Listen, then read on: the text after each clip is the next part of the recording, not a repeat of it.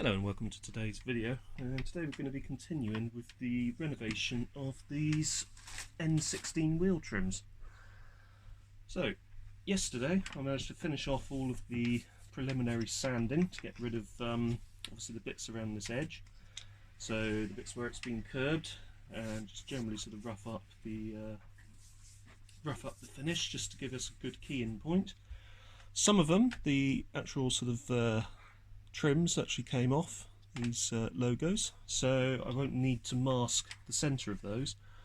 Actually no, I may mask. I'm just trying to think what would be the best. No, I won't mask, because I can then just rough up the lacquer finish to put on the new bit of glue. I'll probably need to remove the glue from the old one, but for these ones I will need to sort out this, so I will need to cover this with masking tape, which I'll be honest with you, probably actually do now, just so we get it out of the way.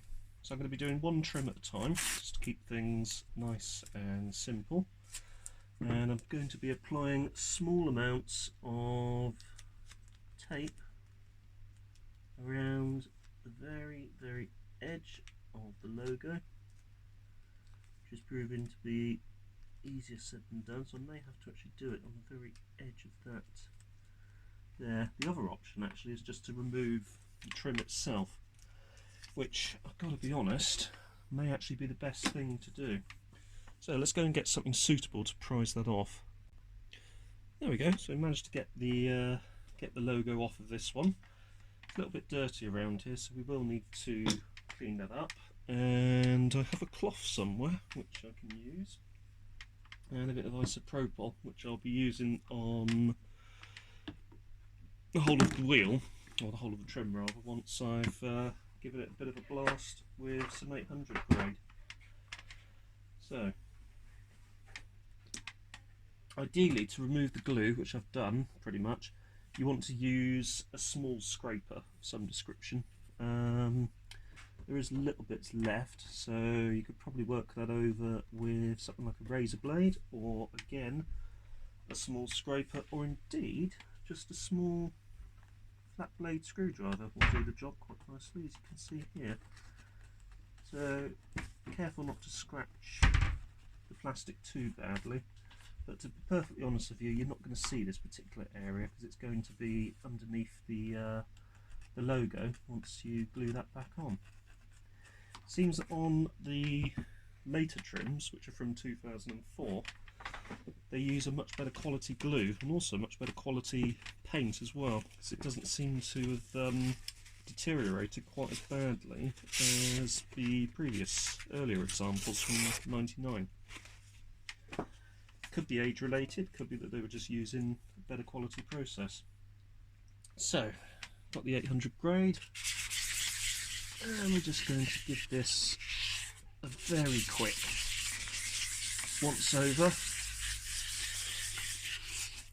Nothing too extreme, nothing too strenuous, just a quick once over to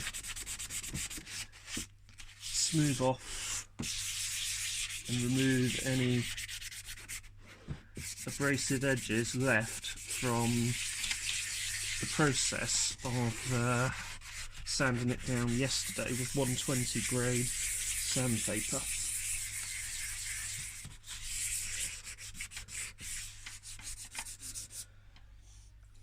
You could argue that this step is not necessary, because hopefully the filler will cover any of the imperfections, but I just want to get as good a finish as possible, and I'll be doing the same thing to each of the trims. So I'm just going to get this one finished and we'll be back shortly. So just giving that a quick work over, what I'm going to do now is just use the cloth, soak it with some isopropyl,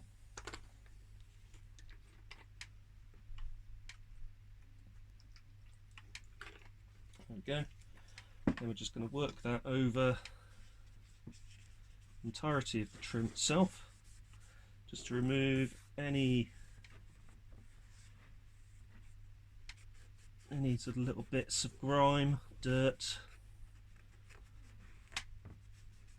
and other bits that would stop us from getting a perfect or near perfect as possible, as close to as perfect as possible finish.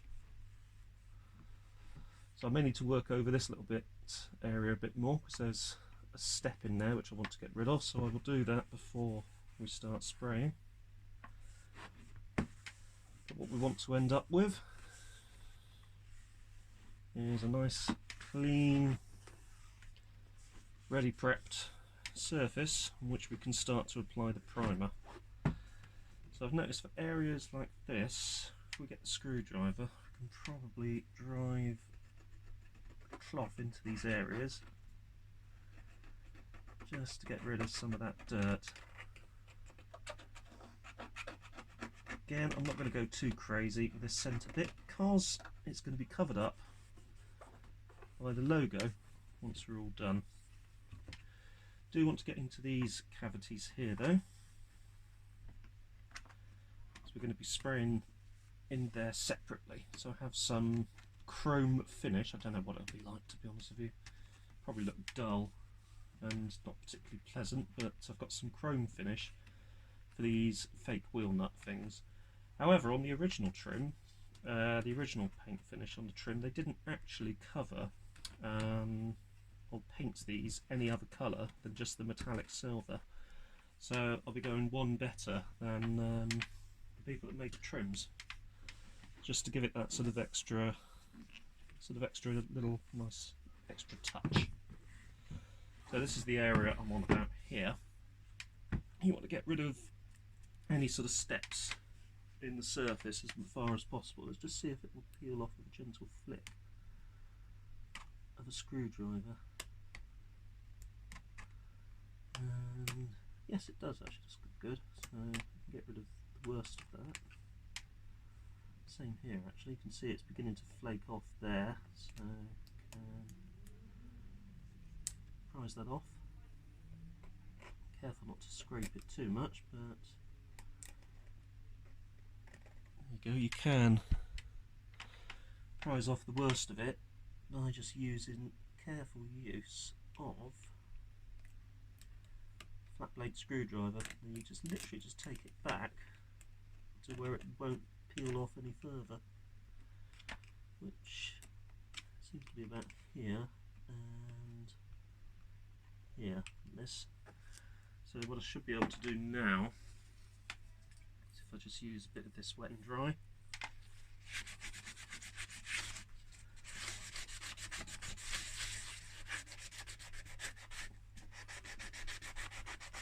It's possible I might need a slightly rougher grade to work that in.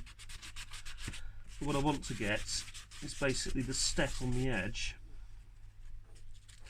I want to get that so you can't see it anymore, it just blends into the rest of it. The primer may take up some of that imperfection if you put on enough layers of it, but I want to give it as good a start as possible before going down that route.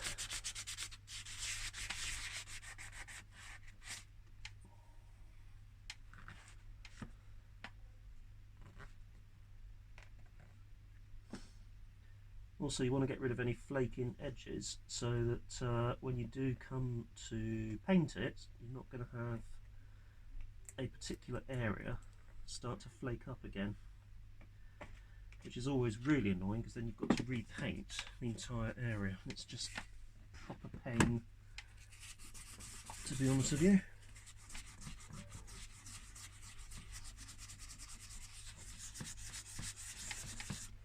And yeah, that has removed the step quite substantially. You can still see it, but it's smoothed it down to the point where it shouldn't cause us too many issues when we come to spray.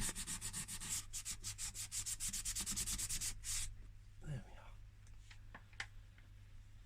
And we'll give that a wipe over.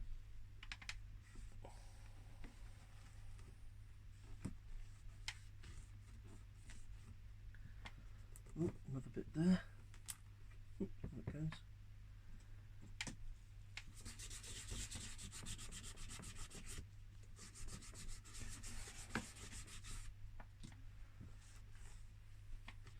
you want to make sure that your trims are as clean as possible. So use the various brake dust removing products that you can get, so alloy wheel cleaner, etc., to make sure that the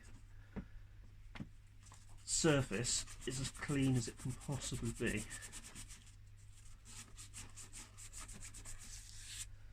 The act of sanding it should actually get rid of quite a lot of that actual surface grot, but it's a good idea if you can to make sure that you don't have it on there in the first place.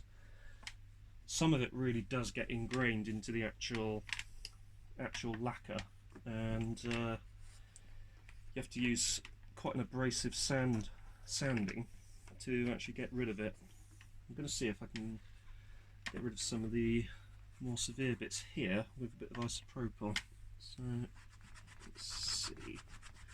Yeah, you can really feel it's basically metal, it's embedding itself. So brake pad material, it's embedding itself into the actual plastic of the trim, and eventually, if you don't clean the car often enough, it gets caked up with the friction material, and just gets to a point where it's so heavily saturated it's nigh on impossible to clean it without a real sort of proper sanding. But you can see there that just the application of a bit of isopropyl and then this 800 grade is enough to give us quite a nice surface to paint onto. As I say, it's not perfect, but I'm not striving for perfection with these rims, to be honest with you. And even just the act of doing this with the paper is enough to dislodge the worst of it. And then you're left with something that you can paint on. It is possible that it will flake again in the future. So, as I say, the more time that you put into this, the better the end result. That's always the key with these things. The more time that you spend preparing, the better the end result. And I'm probably spending about a good hour or so per trim, but if you were really going to do this properly, you would be spending even longer than that, to be honest with you. Bit of a refresh of water, and there we go.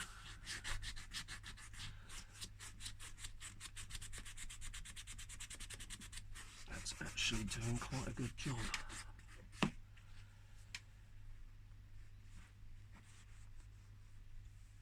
Yeah, I'm actually quite surprised at that. That's really cleaning them up nicely.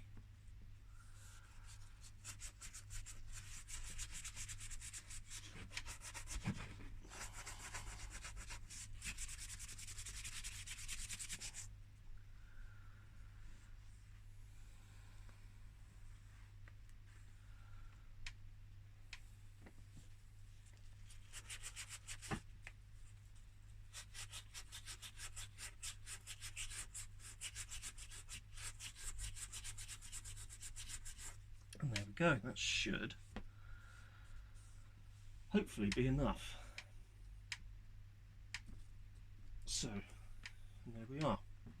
Let's move things that we don't want to get covered in paint out of the way.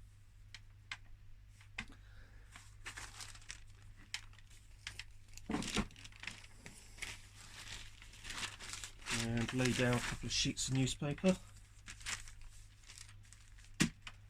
So I'm in a room that's heated quite well. I've actually got the temperature in here up to 23 degrees, which is a nice temperature for spraying things.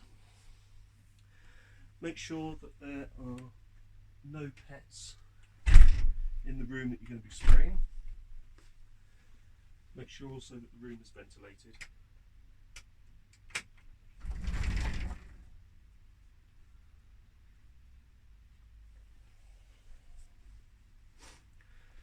Once those precautions have taken place, I've had the primer resting in some water. So I've used warm water out of the tap rather than boiling water, but it does help to sort of agitate the paint in there so that you will hopefully get a better finish. We're just using this standard grey plastic primer. Other brands are available. Because you're going to be spraying onto plastic, you want to use a plastic primer. So we'll give it a final wipe over, just to get rid of any other bits that might be on there.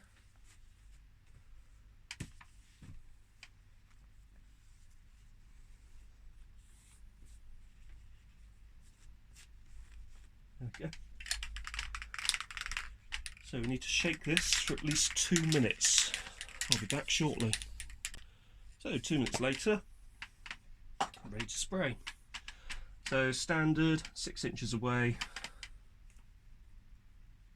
Oh, no, that's nothing. 6 inches away in the standard on-off method, like so. Don't go too thick for your first coat.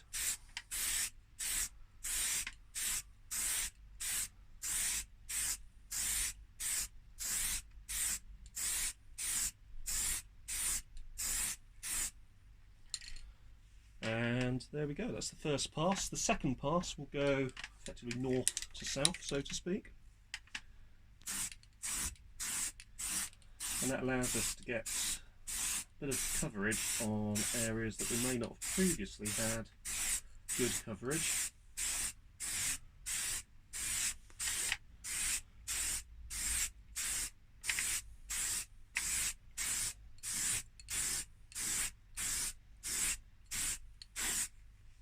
There we go. And because this edge is slightly more difficult to get to, just give it a cursory spray around the edge, like so.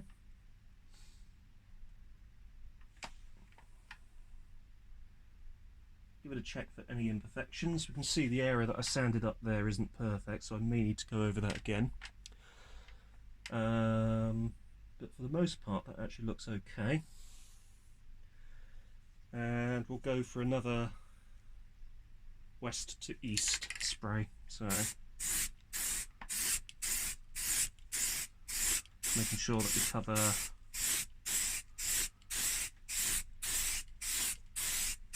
as much as possible.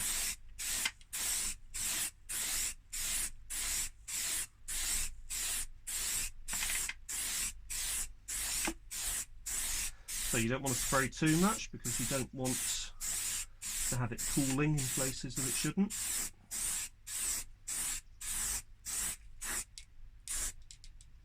Like there, sprayed a little bit too much and that's going to run, unfortunately.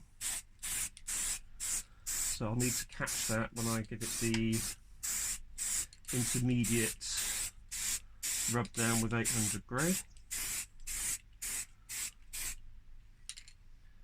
But that, for one trim, should be enough. Best thing to do now is just to leave it to dry there for a little bit, and making sure that we recover areas that we're not supposed to be spraying on.